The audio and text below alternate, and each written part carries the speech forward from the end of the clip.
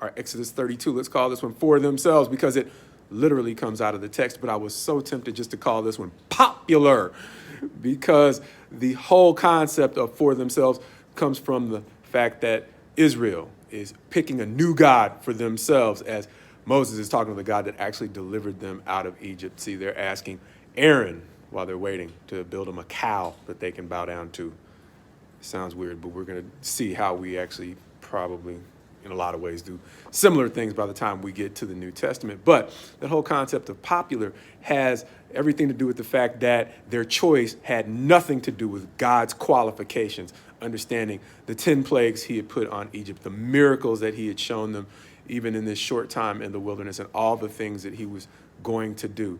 He was more than qualified, but his lack of popularity amongst the people caused them to pick someone else. First lesson for you: no matter how qualified you are, there are sometimes when you are simply not going to be popular enough to win the support of the people around you. That is a hard life lesson that you will learn early on if you're fortunate enough, and it will carry you through adversity that will follow you.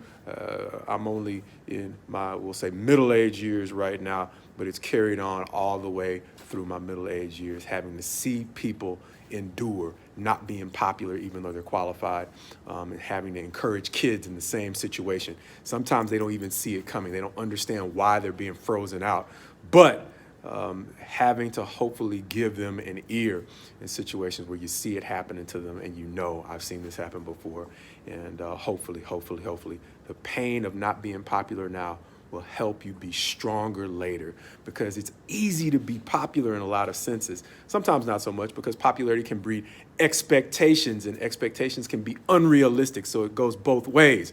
Sometimes unrealistic expectations bring pain, but then there's sometimes when being overlooked because you were talented is something that requires you to become even stronger. And the flip side is, just as Samson, a character we'll see later on, will end up regrowing his strength in the darkness of a prison when you were already talented. And as we've seen in the lives of people like David and Bezalel in recent lessons, multi-talented people can add to their talents not only God's favor, but the strength of overcoming unfair treatment. And that's what we're seeing here. And sometimes it's so easy to forget, because we don't see God, he sits on high away from us, that he not only has feelings, but he is asking us to endure some of the exact same things that he has had to endure as a God who, although he's very powerful, he is still emotionally attached to us. It reminds me so much of, sometimes I watch Inside the NBA, Shaquille O'Neal, the biggest guy on the set, one of the most powerful people to ever play in the NBA. He's one of the most sensitive brothers you'll see on that show. And so it's an interesting contrast. Power does not insulate us from being hurt. And in many ways, that's what we're seeing right now. When, let me just get to the verse. In around verse 8 of chapter 32, it's going to say, they have turned aside quickly out of the way that I have commanded them. They have made for themselves a golden calf, and they have worshipped it and sacrificed to it, saying, these are your gods, O Israel. It's going to point back to something we talked about early on when we talked about the concept of for ourselves, when the people building the Tower of Babel described their motives in just that way.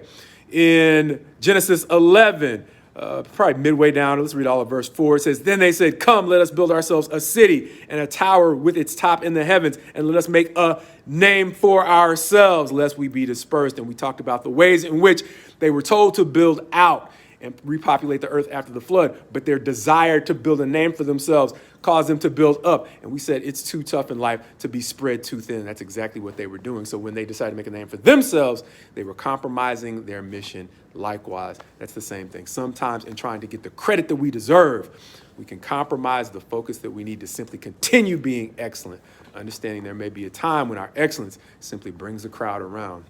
But understand likewise, in 2 Timothy, Paul is going to write this to Timothy. He's going to say in chapter 4, verse 3, for the time is coming when people will not endure sound teaching, but having itching ears, they will accumulate for themselves teachers to suit their own passions. And in so many ways, that's the manifestation of what it's like now. See, we don't build golden calves, but we build theories that fit what we want. And we can focus on what we want or what's popular at the expense of what's effective for only so long before our abilities, our work product, and our organizations can deteriorate, often before we even notice it.